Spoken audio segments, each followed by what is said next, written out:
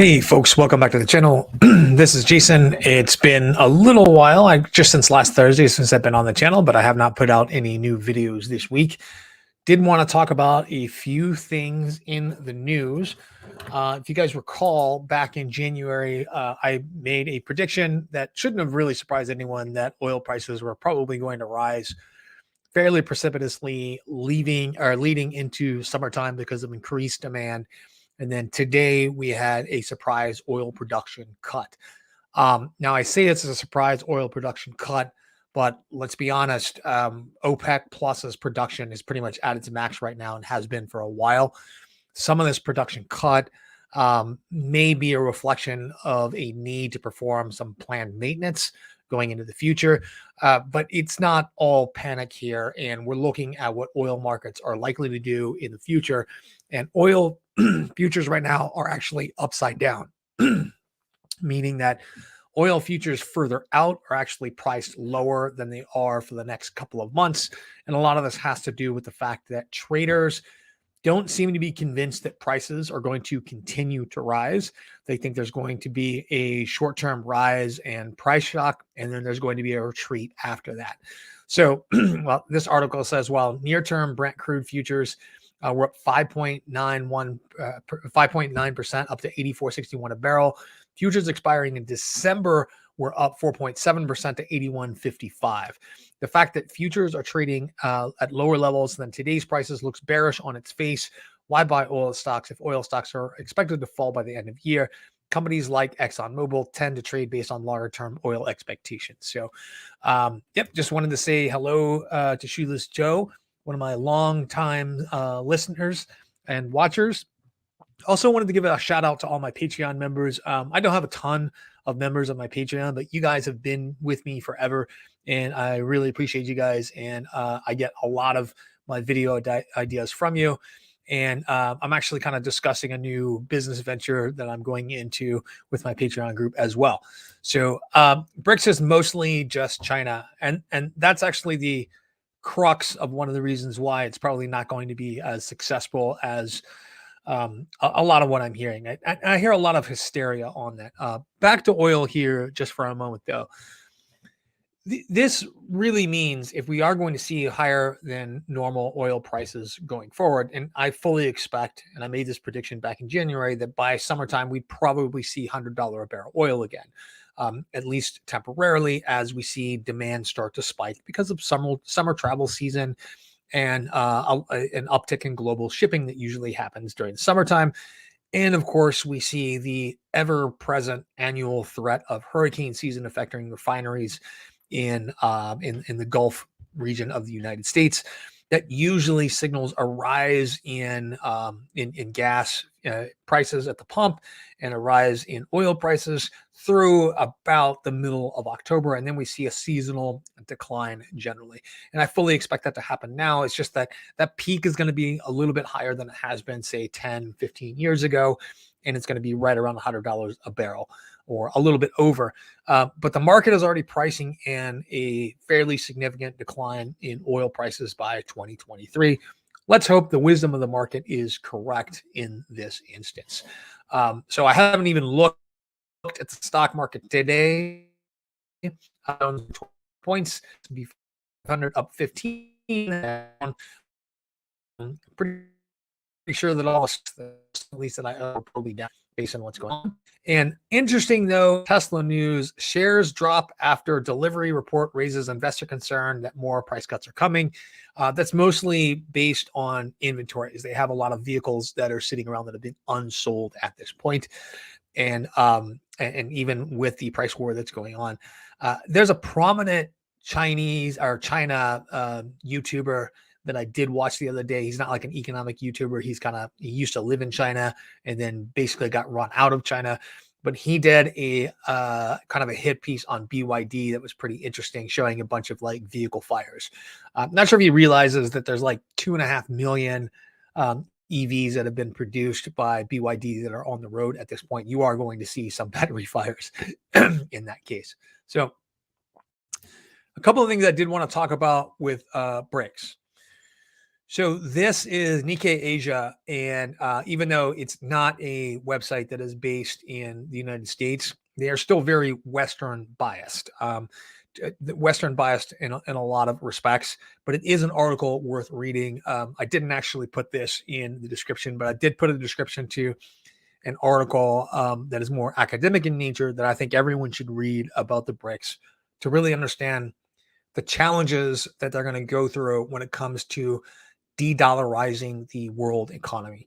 And for a number of different reasons, I think that that's a challenge that they are not going to be able to meet, primarily because since the whole idea of BRICS was founded in 2001 by some analyst at Goldman Sachs, the idea of the BRICS has always been more of a marketing concept to sell mutual funds based on Brazil, Russia, India, and China, and really hasn't been one that is based on any sort of unified goal that these economies have.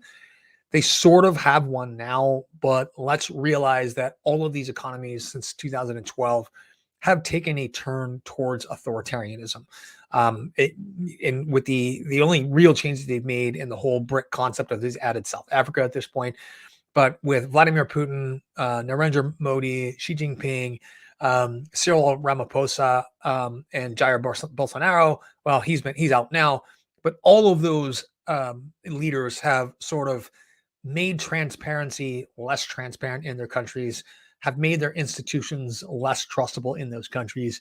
And it's created a lot of complication even within their internal organization. And we're looking at what is happening with Russia right now, which there are some people that want to put that sort of under the umbrella of a BRICS strategy.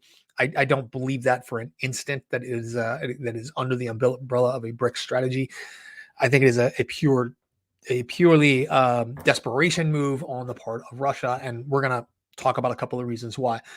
So this article goes through a couple of those points that I just made, where it talks about how BRICS really sort of evolved, but why did BRICS really crumble?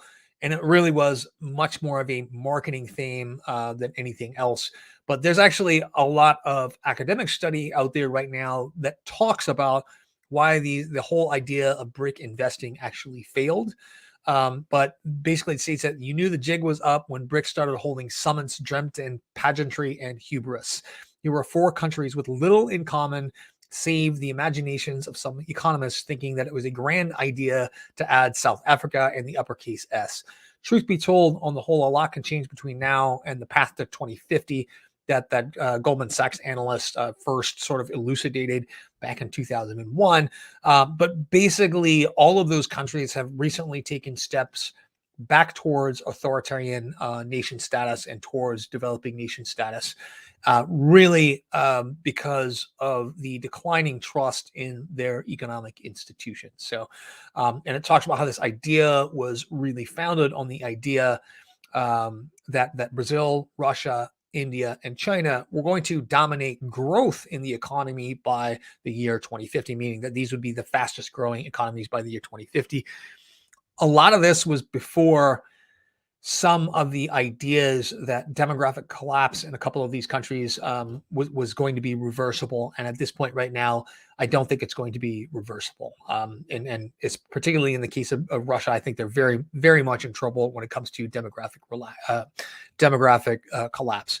The other thing is that all of these countries have installed strong men in power, and strong men tend to be very strong when it comes to ideas of nationalism, but they tend to be very weak when it matters most, which is improving their economies for the average person. So it is no stretch of the imagination. It is no stretch of the truth, rather, to say that the economy in Russia and China in particular has gotten worse for the average person since 2012, although I do think it's gotten a little bit better for folks in India. I don't have a way of quantifying that statement about India, so I could be wrong about that. But the last I looked, we did see some marginal improvements in GDP per capita and in living standards. So, and it goes on to be very specific about some of the things that are going on in India and China, India rather, and it's not necessarily all of that objective when it comes to that.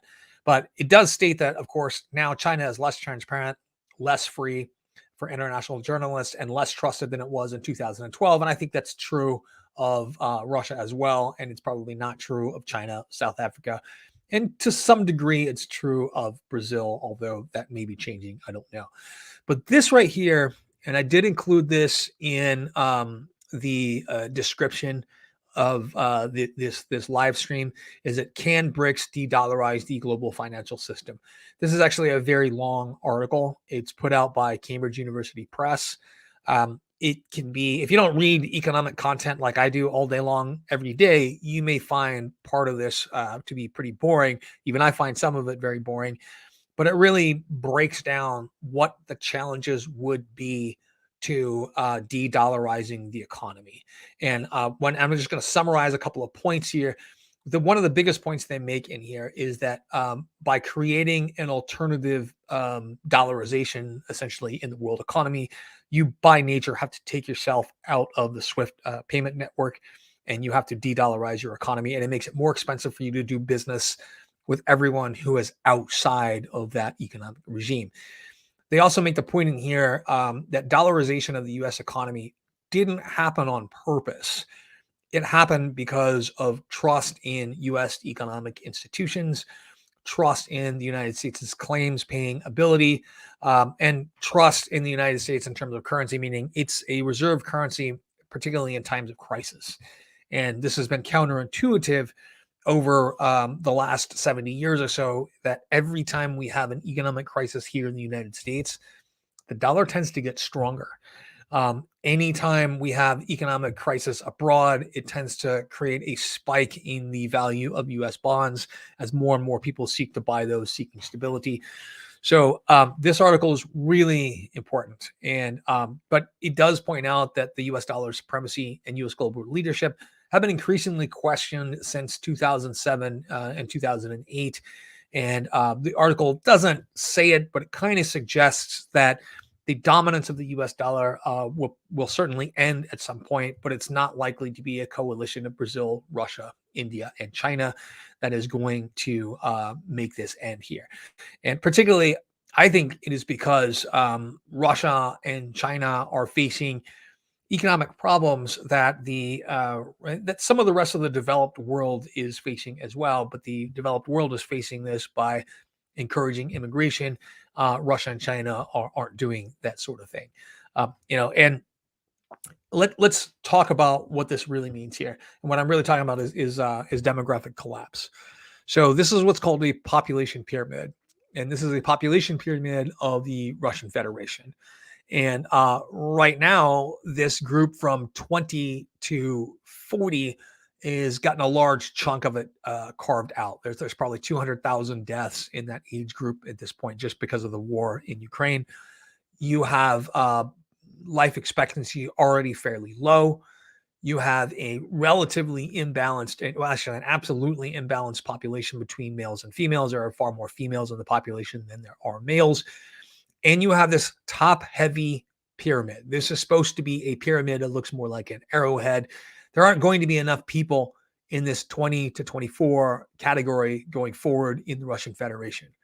There basically are 3.5 million to 7 million young people in that 20 to 24 age group right now.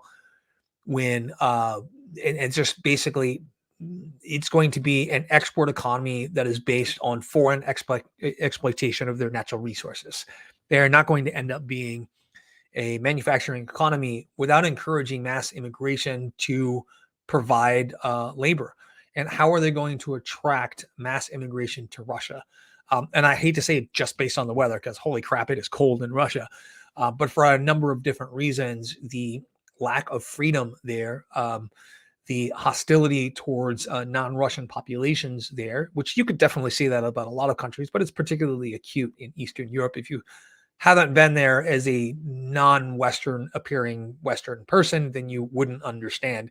And trust me, I've been all over Eastern Europe, and not appearing like a blonde-haired, blue-eyed American has made for some interesting situations.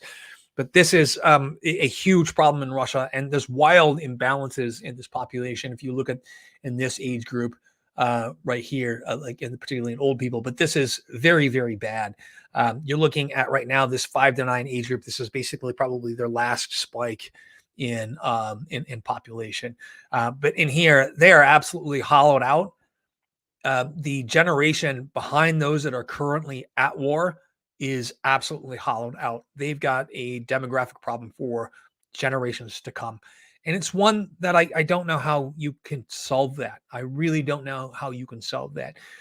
The idea that Peter Zeihan, you should listen to him sometimes, but take everything he says with a grain of salt. But when he talks about Russia mounting the Ukraine campaign right now as their last best chance to secure access points into Russia, he is right based on this metric. They are simply not going to have the fit and available men to be able to fight in the future. They just won't be there in that population. China is also, to a degree, in that population. You have a hugely aging population. If you look at the people that are going to be in the prime of their working years, right? This 20 to 24, there's roughly 78 million people in this population here. When the population 20 years ahead of them retires from 50 to 54, when they retire in their early 70s, that's 120 million people that are going to be retiring in that space. There aren't enough younger people to support a larger population. Now, they also have a lot less in the way of social benefits when it comes to older people, but we're looking at a collapse in their working population as well. And this is another society that simply doesn't encourage immigration. And they may actually come up with a solution involving immigration to bring labor into China at some point. That is something I could see the Chinese government being flexible enough to do that. I don't see the Russian government being flexible enough to do that, but I do see that it is possible that some degree of limited immigration could start happening in China. And I'm talking about limited immigration, meaning a couple million immigrants per year, rather than expats who stay there, temporarily. If you want to look at what a healthy population pyramid looks like, you're looking at India. Okay. India is showing a little bit of a decline in birth rate, but in their case, the slight decline in birth rate is actually working in their favor. But in terms of population balance, meaning you have enough younger people to support older people in your economy, you have enough people to support all of the roles that are necessary in an economy. This is what a healthy population pyramid is supposed to look like. It should be a little bit wider here. We don't know how much of if a 15-year period is really a trend in this case, or if it looks a little bit more like Mexico did, where we saw a rapid decline in Mexico beginning in the 1980s in birth rate, and then it leveled out to something that's clearly sustainable over the long term for Mexico. India may be going through a sort of Mexicanization of their population growth schedule, and I hope that's really the case, because they will still be able to build a healthy economy on top of that. I would not be surprised if, India has always been part of the non-aligned nations when it comes to the world of geopolitics. They tend not really to take any sides. They want to do business with everyone. They have been more of a Soviet and Russian client in terms of their weapons purchases, but it hasn't made them a true Russian ally. They are non-aligned. They typically don't take sides. I expect to see them in the future to be a U.S. client when it comes to weaponry. I think that the poor quality of modern Russian weapons is evident now. They're very good salesmen, but the quality of their weapons is really evident. Even their top of the line equipment, they're afraid to use it against things that are not top of the line or even ex-Soviet equipment in Russia right now, and that is really going to hurt Russia's arms sales. I fully expect that their arms sales in terms of armor and aircraft and fixed wing aircraft and helicopters is probably going to be hurt for a generation unless they find a way to market better. But this was the worst marketing exercise on the planet for their arms industry. It really has been, particularly when it comes to armor. I don't think they're going to be selling a lot of tanks. The T-14 Armada and the T-90 have they're better tanks in terms of armor, in terms of armament, but they have some They have all of the same flaws that the T-72 had and the T-80 had. So I don't feel like I feel like the United States is going to benefit, and I feel like Germany and the UK would probably benefit in terms of arms sales because of this conflict. South Africa's population pyramid. This may be what's happening here to India. What I'm looking at right here is a sort of drop off in population, and then sort of recovers after a while. Now, and Brazil, of course, looks fairly healthy as well, although we do see a narrowing here. And like I said, this resembles what happened in Mexico back in the 1980s. What we don't have is like a collapse in here like Russia had. So are these problems insurmountable when it comes to demographics, right? There's the whole idea that demographics is destiny. Are these problems insurmountable? Well, they're absolutely not insurmountable. What needs to happen, and there are countries that have been facing demographic collapse for more than a century, and that has essentially been most of Europe has been facing demographic collapse for about a century now. But what happened with Europe was the rapid increase in productivity per worker in that same couple 100-year time period as industrialization set in. So the decline in population, population growth just happened at a different point in the economies of Europe than it did in Russia and China. And in Russia and China's place, I think it severely affects their ability to compete in the future. I think that Latin America, I think South Africa has a really good shot. I think India has a really good shot. I think lots of places in Latin America have a really good shot at becoming some of these next growing economic superpowers. The United States has pretty good relationships with most countries in Latin America. The Monroe Doctrine has shielded them from they are colonist enterprises. Let's not mince words. But the United States has shielded them from colonial interference from Europe for quite some time. That's not to say that we didn't do our own colonial interference, but we have maintained relatively good relationships with our neighbors. China has maintained fairly good relationships with its neighbors. It could be a lot worse.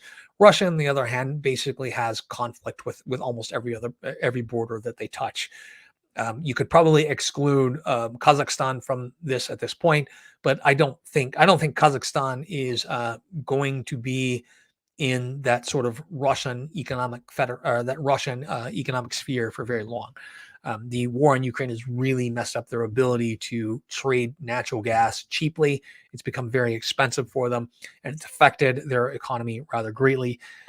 Well, at least for the elites, it's affected their money. I don't know how much has trickled down to the regular people there. But yeah, so this article goes through and it systematically examines the impact of what the BRIC countries have done so far. It asks whether the BRICS is it possible for them to disrupt the dominant status of U.S. currency. It acknowledges that the U.S. dollar is probably not permanent, but the U.S. dollar's displacement of the previous hegemonic currency was the British pound. This basically, if the U.S. dollar could usurp the British pound, then the U.S. dollar could certainly be usurped at some point. But BRICS at this point account for about 24% of the world's GDP and about 16% of the world's trade. The United States alone accounts for 25% of the world's GDP, and let's throw in Europe there, and it's a fairly small portion of the overall economy of the world. It's cheaper to do business in dollars. The systems that make doing business in dollars cheap are already built. And in order to build new systems like a new SWIFT network or whatever, you're going to have to invest lots of money to do that. You're going to have to convince people to go with a more expensive system where you trust the economic institutions inside of those countries less, and you trust the leadership of those countries even less, because there are no institutions independent of these authoritarian leaders. So while you may get an authoritarian leader that is in power for 30 years, there are no institutions that can prevent him from doing or her from doing whatever the heck they want to. But this article basically creates an analytical framework. They call it Pathways to De-Dollarization. And they talk about various ways that the world economy could de-dollarize through the BRICS. And I'll be honest with you, after reading this and thinking about it and reading about it again, I'm utterly unconvinced that it could be done. So, yeah, so many topics. I don't know where to start. So why does the U.S. The world trade in U.S. dollars? So the dollar replacing the pound in as far as a petro currency goes really happened gradually and happened over time, and it was a matter of technological innovation. The U.S. essentially pioneered various ways to convert currencies to cut out middlemen. This was even before SWIFT happened. That SWIFT is just basically a messaging system to record transactions. And before that, it was even cheaper to do it with US dollars through a pen and paper system. But yeah, it gradually happened over time, just as more and more customers were American. We had some of the largest demand for a single market. And that's really kind of the issue here. Your largest demand in any single market is going to be the United States for quite some time. And that's really the reason why it just made it easier and easier for people to do that. So you would have to have a single market that is larger than the United States. And with, the oil demand is not going to go away overnight, but oil demand is probably peaking sometime in the next 4 or 5 years. Some of the largest oil fields like Saudi Arabia probably peaked in somewhere between 2005 and 2018. We're probably going to see declining production for them going forward, while our demand here in the United States is still going to grow for a while. And even if it stops growing, it's not going away, right? But the idea that you're going to get a new currency that is that is controlled by these 4 countries that don't have, or 5 countries rather, that don't have that much in common economically, and they're going to have a unified monetary and fiscal policy that supports that new currency is not likely. I think it's almost a miracle that the European Union was able to do that with the euro. I think that the most likely candidate actually to replace the petrodollar is probably the euro.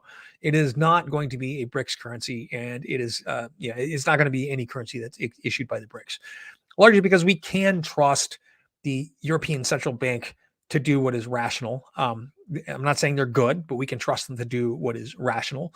And I think that's probably the best candidate to replace the petrodollar because they've created a single really large market that makes it really cheap to deal with lots of different countries without having to go through various methods of exchange.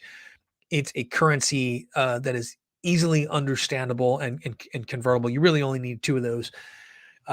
So yeah, it used to be in the world, you had the British pound, you had the dollar, you had the Swiss franc, you had the German mark, you had the French franc, and everything else was a secondary currency. Today, it's really the dollar and the euro. That's it. And everything else is secondary to those 2 currencies. So I think it's probably far more likely that BRICS, if BRICS really wanted to be smart and really wanted to supplant the US dollar, then they would just start trading in euros. That's what they would do. But that's not what they want. They want to control global commerce as well. Part of this idea, though, that has made this more prominent in their minds is the fact that the U.S. immediately weaponized the dollar at the start of the Ukraine conflict. And we didn't have to do that, but we did have to do something to defend Ukraine. We did sign a security agreement with them in 1991 to protect them from what is exactly happening right now. And to be honest with you, we didn't do a great job with those security guarantees. We had military cooperation with Ukraine for a long time, since 1991. The California National Guard has been training them since 1991. To be honest with you, they didn't until 2014. They didn't really do a very good job of picking up the ball in terms of training, in terms of learning new methods, in terms of updating the military. They really had a dilapidated, unprepared military up until that point. And they rapidly tried to modernize since 2014. And I think if both sides had taken that agreement a bit more seriously beginning in 1991, I think that this conflict probably never would have happened. Ukraine simply would have been too prepared to do that. So, but what happens if the petrodollar disappears, Shoeless Joe? What happens if the petrodollar disappears is it becomes a lot more expensive for people in the United States to do business overseas. That's what happens. It means that you have a lot more middlemen in the way, exchanging dollars for another currency and taking their cut every time it happens. And not only that, you have to learn to deal with new systems created by Brazil, Russia, India, China, and South Africa, which the majority of these are authoritarian governments that don't have central banks that aren't under the control of whatever or authoritarian governor or authoritarian potentate is in charge. And you don't have the same sort of respect and tradition in financial institutions that can guarantee you that you have some rational outcome when you have a dispute or a problem with transactions. And that's kind of what's going on with the US dollar right now. You have a problem, you have a dispute, you take it to court, you solve it in court, and that's that, right? You may not like the result, but the results are, you may not like the result, but in most cases, you're going to accept that result because there's the idea that arbitration of disputes is relatively bias free. I don't know if you've ever tried to do business in a Brazil or China, not Brazil, I'm sorry, Russia or China. As a foreigner, it's very difficult to do anything there without 100 hands in your pocket. It's the same way in Brazil, but they're not doing it because you're a foreigner. They're doing it to everyone, right? But in Russia and China, they're doing that in a lot of ways. Yeah. So could they make a hard money system like a gold-backed currency, or that be too fiscally restrictive in the modern economy? So yeah, that's never going to happen again. It would definitely be too fiscally restrictive in the modern economy. And we have seen the extension of credit disappear in cryptocurrencies as well. And there is a connection to be made here. So cryptocurrency, this is one of my things, like all money systems are based on imagination and faith, basically. The US dollar has no intrinsic value. It has value because everyone says it has value. There are all kinds of people say the dollar is backed up by the claims paying ability of the United States. That's just faith. We could default on our debt one day. We just haven't done it. Or it's backed by American military power. It's backed by this. You can't force anyone to accept the value of a dollar as $1. People do because they have faith in it, right? And all money systems are artificial human constructs to as a scorekeeping system for a medium of exchange. Even gold is an artificial construct that takes the place of of exchanging goods that we actually use, like food. Although gold has uses now beyond jewelry. Back in the day when it became a medium of exchange, it definitely different. It was useful in jewelry, and that was about it. Today, it definitely has uses in industry. It has more of a value than it did before in a lot of ways. But in terms of how much gold is worth a banana and how much can I trade it for, that value is completely arbitrary.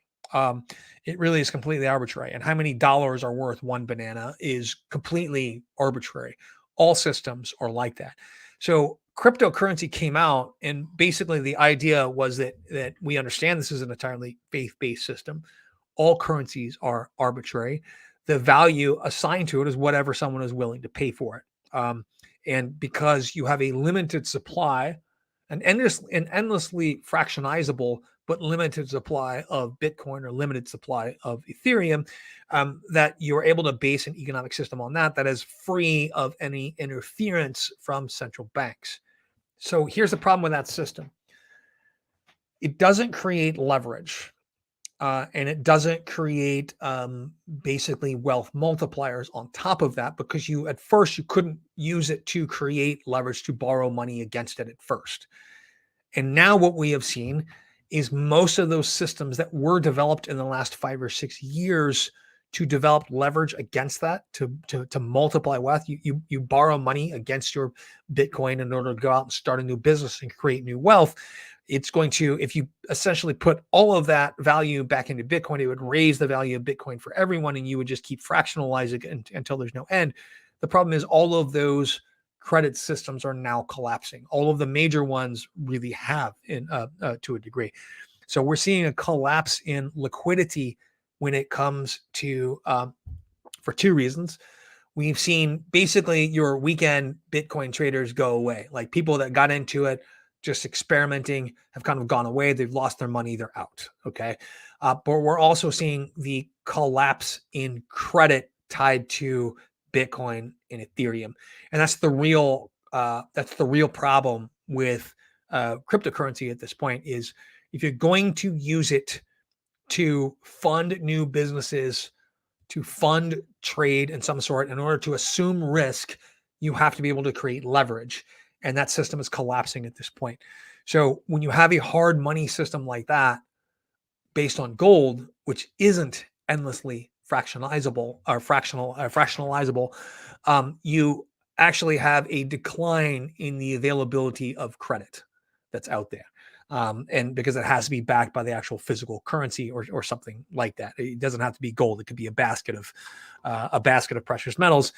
You still have this inability to create leverage from it, and that's going to seriously restrict the modern economy. Like our modern economy evolves on creating new wealth by borrowing, by taking risk. Most of those businesses fail, and a few of them are successful and drive future growth, future deposits, and of course, future leverage that's created.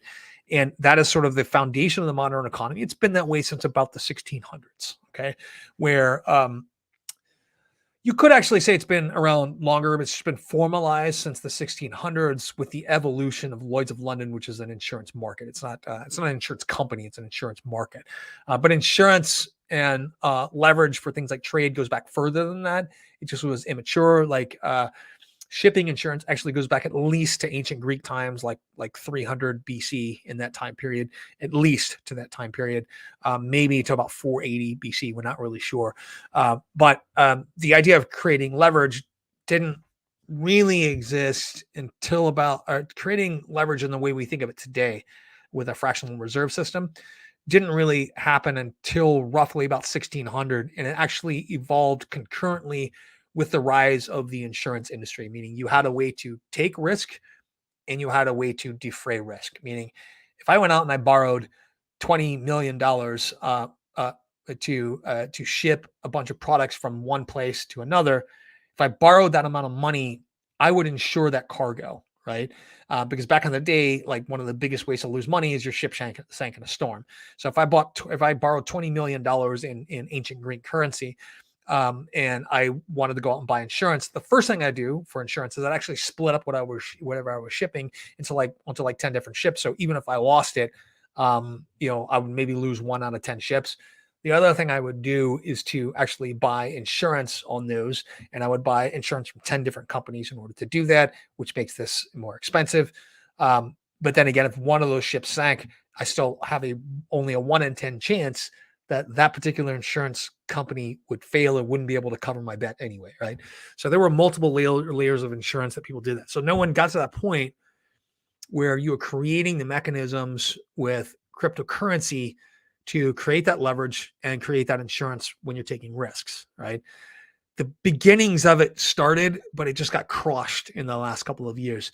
And so I don't think that a hard money system like that could ever work again in the modern economy based on gold. Our hope, at least my hope, was to be able to do that with cryptocurrency, but that environment is collapsing now. And I think it's going to have to see a new iteration a few years from now. That's probably what we're looking at. Something new is going to emerge from that. Thank you, Nelly. You are a frequent listener, and you used to be a member of the Patreon. Thank you for your support while you were in the Patreon. So yeah. Anyway, guys, fire away with questions. Oh, Hal, I haven't seen you in a while. So good morning. Good evening, morning, your time, Jason. Been missing the stream for a while. Hope you'll be back. Yeah, I'm doing fairly well. Just been really, really busy lately. And so in the description is this article from Cambridge University Press. It's long. Please read it. So it's written. Hold on a second. On population, Musk said recently about population being collapse being the biggest risk to civilization. Do you agree? So is it the biggest risk to civilization? No. It doesn't. If we have reduced conflict in the world, it doesn't have to be inherently the biggest risk to civilization. What has happened in the past is that every time we've seen this demographic collapse, the society that is collapsing without an outside protector has always been invaded and conquered by someone else. The only reason that Northern Europe is still around is because of the idea that even if they weren't members of NATO, that the United States and the NATO members would probably protect them, like Sweden and Finland, not necessarily Finland, but Sweden at least being neutral in the past has always had the sort of implicit guarantee that if they were invaded, we'd probably help. Finland, on the other hand, is a bit trickier, probably because of the 3,000-mile border there. It would make things logistically more challenging, and because of the bottlenecking of the Baltic Sea. So that would have been more challenging. But look, with Finland joining NATO, which looks like it's done, as far as I heard yesterday, it was basically done. There is no Baltic Sea anymore. They might as well just call that the NATO Sea. We have that completely boxed in. We can shut off shipping anytime we want to, anytime there's a conflict. Russia would not be able to ship a grain of, they wouldn't be able to ship a single grain of wheat out of any port they have on the Baltic Sea if we chose to, once that's done. If Crimea is able to be retaken by the Ukrainians, the Russians will still be able to ship out of there without a problem, but they won't control the Black Sea outright like they do now. And Ukraine would probably negotiate a new deal with Turkey in terms of, they'd probably negotiate a new deal with Turkey in terms of access. Meaning, I would envision that if Ukraine retakes Crimea, the United States is going to invest a lot of money in building up their navy. That's the one thing we're not going to allow them to do, is not have a navy. So, yeah. We see. Hold on a second. So do I think it's the biggest risk to civilization? So it's not the biggest risk to civilization if we have, like I said, every society in the past that has seen that population decline has ended up being conquered. But we see something now with some of these societies that are having that population decline, and that's a rapid increase in productivity over the last 100 years or so for most of these societies. So these societies have been able to create a growing economy and pass on more of that wealth to their citizens, which has probably in a way largely been responsible for the decline in birth rate. Is that now there's not this sort of selective pressure that says if you don't have 10 children, then maybe none of them will survive to reproduce and carry your genes on. Now it's fairly guaranteed that if you have 2 kids or 3 kids, then your genes will probably get passed on. And I'm not saying this lightly. I'm saying this is a biological drive, innate drive that we all have. The more threatened you are as a population, the more children you're going to have. It seems counterintuitive that if you are threatened with famine, you're still going to have 1 million kids because you need the labor to farm, and basically reproduction by shotgun is the best way to get your genes passed on, right? This is something that's you can see in world history throughout time, that as nutrition has improved because of improving economies or improving in technology, and I'm talking farming technology, you tend to see a drop off in female birth rate, right? And in the number of children that women are bearing over time, and you tend to see a shift also in the number of male children that are being born, meaning because of property rights not being equal for male and females over time, is that you see this increase in basically in food production. You start to see more males born as land passing to male members of your family is imperative because it can't pass to females in a lot of societies. You get an imbalance in male to female population, and then suddenly you have a more aggressive society that's more likely to go to war. Okay. And then you see a population collapse in the male population, which is certainly what we've seen in throughout in the last 100 years as well. Like, one of the major contributions to the demographic collapse in Russia was World War II. Was the famines just prior to World War II and World War II. It hollowed out, took a giant ice cream scooper out of a generation there, and we're seeing that happen to a lesser extent right now. So population collapse could definitely be a threat to your civilization, maybe not to civilization as a whole, but it doesn't have to be a threat to civilization if you have increasing productivity. And this is a thing that people don't understand about China. China is rapidly increasing their productivity per capita. The population is collapsing, but their productivity per capita is essentially at the same level that the United States' productivity was per capita in 1954. And that is because their infrastructure targets they've been very humanitarian in terms of they wanted to provide housing for everyone, adequate housing for everyone, but it wasn't as focused towards a smart development of a self-supporting economy as we thought. They concentrated a little bit too much on that export economy. They didn't develop enough of their own internal structure to support internal consumer demand in their country, and in that way, it's caused a number of giant institutional problems, and of course, it's caused this property crisis that we're probably seeing unfold right now. How that ends, we don't know, but their productivity level is really quite low, and they've been caught in the trap that labor is so expensive or so cheap rather. Why do we need to make improvements in productivity? Now we've seen labor go up by 20 times in the last 20 years. The fastest increase in the price of labor in all of humanity. And now they're starting to see issues with that, with increasing labor prices. Now we see collapsing demographics, which is only going to increase labor prices more, which now are they going to be an export economy if their labor prices are so high? And if they're not going to be an export economy, then they have to support themselves through internal demand. But they can't support themselves through internal demand because they didn't focus enough on raising productivity, and wealth distribution isn't enough to do that, right? So, and this is an issue that we're facing here in the United States as well. We let the pendulum swing a little bit too far in favor of employer power, and it depressed wages for a long time. And now we're seeing that pendulum swing further back with wages getting higher. And we need that. I need more people to be able to afford to patronize my businesses. It's good for me. It's good for the economy. It's good for you as well. If people can't afford to use the goods or services at the business where you work, you won't have a job very soon. This is why you should support people making higher wages, even if those costs are passed on to you. And there really isn't a limit to it legislatively or by law. It needs to be discovered by markets. That's how it needs to be discovered. So, Jason, have you listened to the Motley Fool podcast, the new questions for regional banks? If I remember, the FDIC made some disturbing comments about banks and the dollar primacy. No, I haven't seen that. I haven't seen that, but I did listen to a podcast. Actually, this was like maybe 10 years ago. Not a podcast. It was actually a speech that I went to at a university where this was a prominent economist who was arguing for the de-dollarization of the economy, of the world economy, and how that would make us able to be an export economy again, and how that would be better for the United States as a whole. I didn't necessarily buy that argument at the time, but we may not have a choice going into the future. So you see here.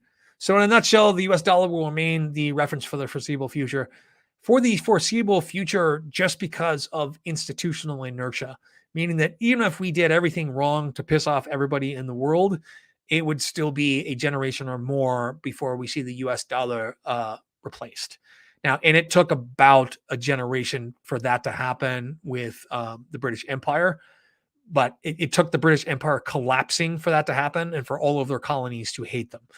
So we don't have a colonial structure like the British Empire did.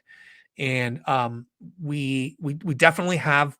So if you've ever looked at like Ian I think is it Ian Wallerstein's theory on core and periphery economies, how there's a dozen or so core economies where they have peripheral countries or regions that are essentially there just to serve the core economies. And you can definitely say that every country that had a mercantile economy in the past, like France, not Germany, but France, Great Britain, Holland, they still have those relationships with their former colonies at this point. Our relationships with our colonies are very different, are very different. And we tend to have pretty good relationships economically with our former colonies, and our behavior towards them tends to be fair, even if we end up taking getting an advantage a lot of times in business. There's usually an exchange there under the surface that's not necessarily visible by just the dollar exchange. I mean, we use our expertise, soft power, and basically military assistance to help soften the blows for us to get like preferential deals on extracting minerals and or raw materials from our former colonies. And remember, we didn't have a lot in the way of like former colonies. We are a colonial nation, but we're a core economy like that.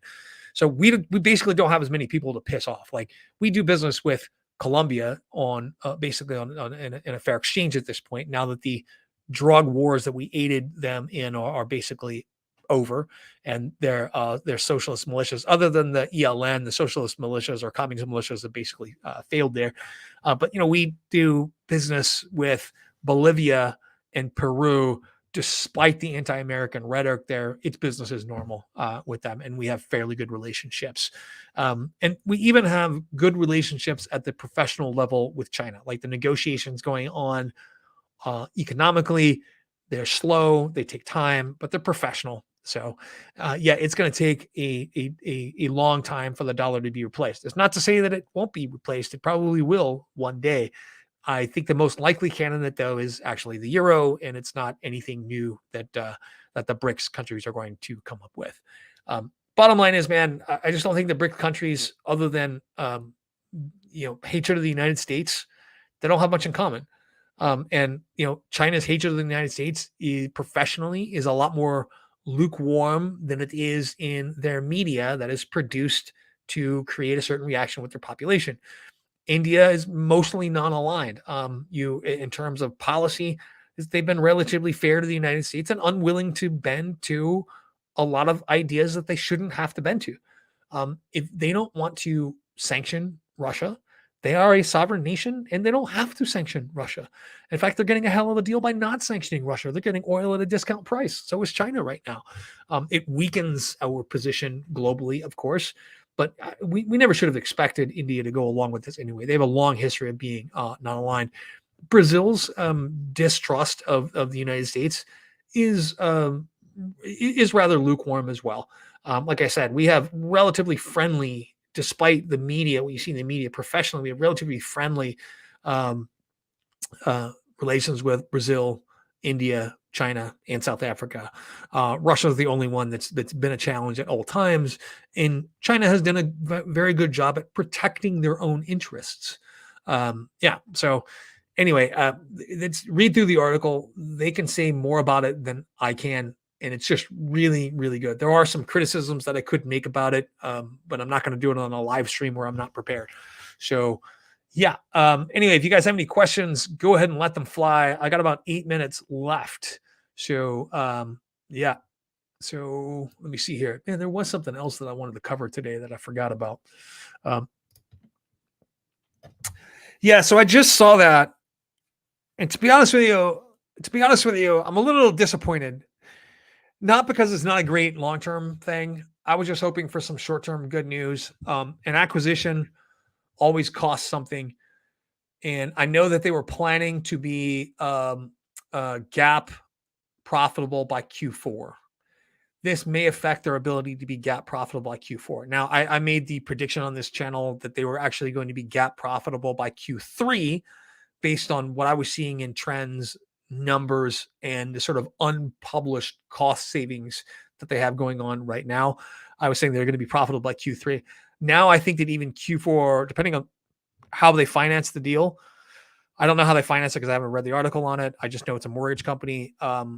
And look, they're buying mortgage companies at a discount right now. That's what's happening. They are absolutely buying mortgage companies at a discount. But they also have this problem on their balance sheets right now where they basically have $100 million in bank loans, and they've got about $12 billion in student loans and personal loans on their balance sheet. So, it's an all cash deal. Yeah. So that makes me short-term slightly disappointed because I know it's going to push back gap profitability.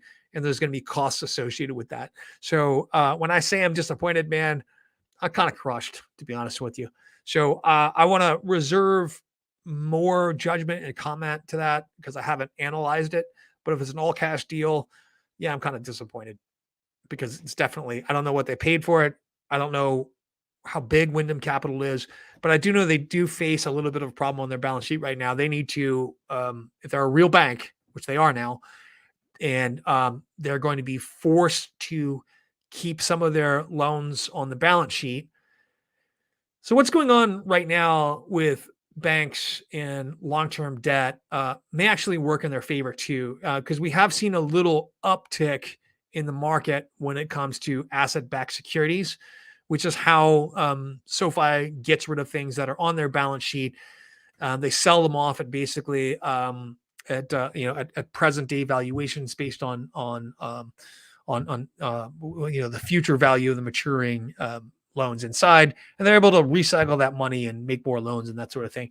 But they're facing a little bit of a challenge right now in the fact that in terms of risk metrics, they need to diversify their balance sheet a bit more. Now, I know that everything looks good from it looks good in terms of credit rating, all this stuff, but it's still too much risk to have concentrated in really two different slices of the loan industry. They're going to need to diversify that a little bit more. They didn't do a lot in the way of home loans by themselves over the last 2 years. I think it's literally only like $100 million or something like that.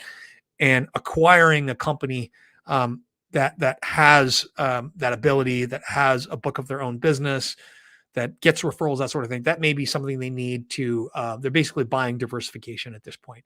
So could be a good thing in the long run. It's certainly not going to be great in the short term. That's all I want to say about that. All right, guys, I am been on for about an hour. I'm going to call it quits today. Thank you very much for attending. All my Patreon members, just want to give you guys a shout out, especially to he who shall not be named, who works for the company that shall not be named. You always have some of the most insightful comments in my Discord and produce some of the best, article links out there for us. And I really used one of those links recently in some business that I was doing. I'll tell you about it later in the Patreon. Anyway, thank you very much. And I will see you folks next time.